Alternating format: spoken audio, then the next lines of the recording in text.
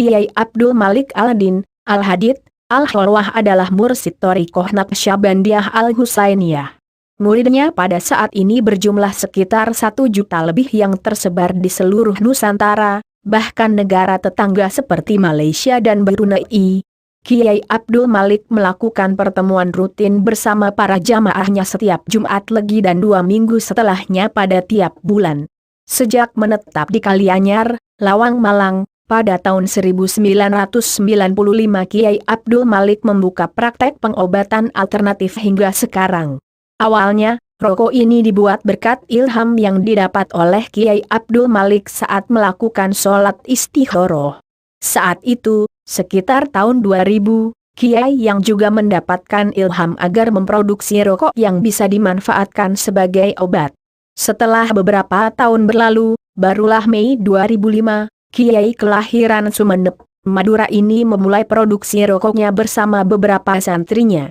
Alhasil, rokok yang sedianya dikonsumsi terbatas para jamaah tarikohnya, rokok ini kemudian dikembangkan secara massal dan profesional setelah mendapat respon yang positif dari masyarakat akan kemujaraban khasiatnya serta izin dari pemerintah pada 23 Mei 2006.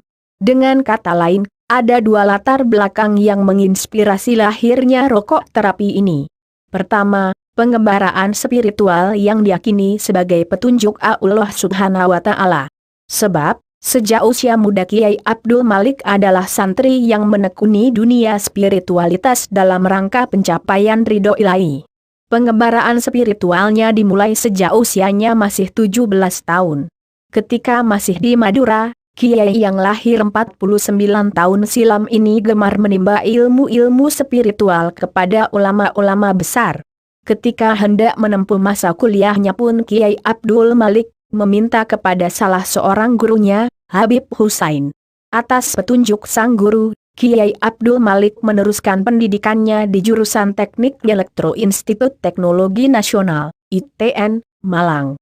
Selain intens berguru kepada Habib Husain, dunia spiritual Kiai yang juga insinyur ini pun ditempa oleh Profesor Dr. Kadirun Yahya dari Medan.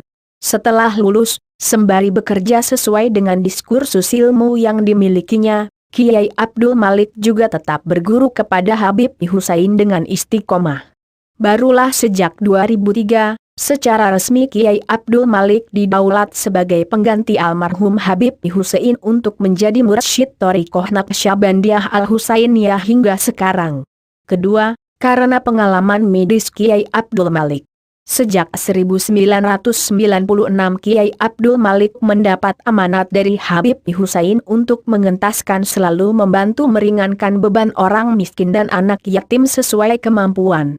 Karena salah satu kemampuannya adalah keahlian pengobatan alternatif, Kiai Abdul Malik mulai membuka diri untuk senantiasa membantu pengobatan secara gratis kepada masyarakat kurang mampu dan mengasuh anak-anak yatim.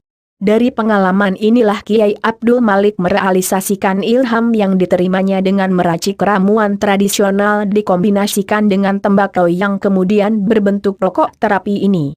Demi fakir miskin dan anak yatim. Kini, rokok yang diproduksi dalam 11 varian ini telah tersebar di hampir seluruh pelosok negeri, baik distributor internal jamaah maupun distributor di luar jamaah. Selain karena kemujaraban khasiatnya, ini juga disebabkan karena komitmen jamaah Thariqah Kiai Abdul Malik untuk mengembangkan usaha ini demi fakir miskin dan anak yatim.